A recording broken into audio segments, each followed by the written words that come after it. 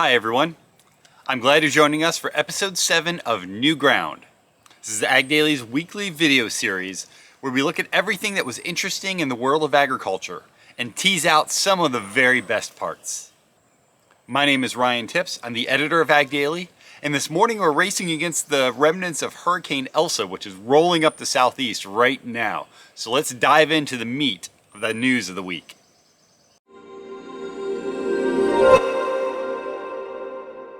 Ethanol, which is made from starch-based crops, accounts for nearly 14 billion gallons of fuel annually in the US. Recently, the ethanol industry received 2 major court blows that could impact demand in the future. First, the DC Circuit Court of Appeals reversed the year-round sale of E15, E15 being a reference to a 15% ethanol fuel blend. Year-round sales had been promoted by Growth Energy, the Renewable Fuels Association, and the National Corn Growers Association. But this new step could signal a significant drop-off in sales. The other court case involved the US Supreme Court, which overturned a lower court's 2020 ruling that struck down 3 small refinery exemptions.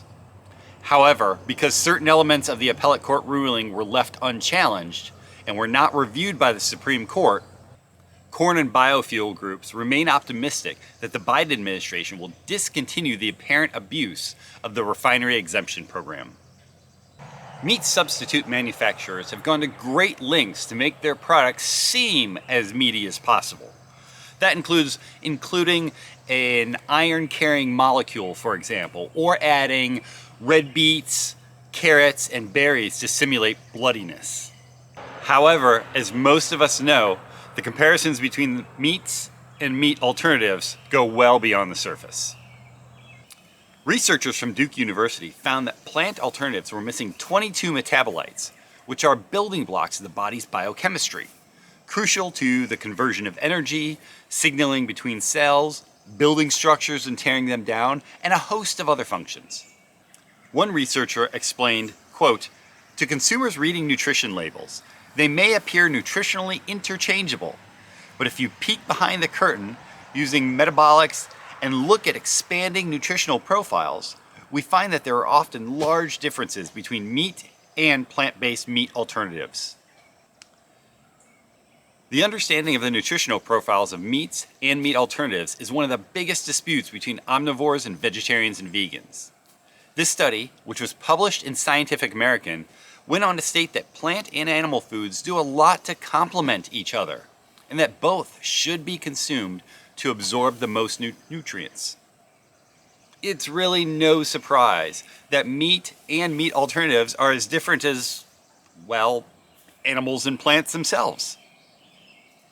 According to the latest news out of Purdue University, agricultural producers were less optimistic about the current conditions of their farming operations, as well as having lower expectations about the future. The Ag Economy Barometer in June marked a second month of sharp declines, down 21 points compared with the previous month. Rapidly rising production costs related to both consumer and farm input price inflation are a concern for producers.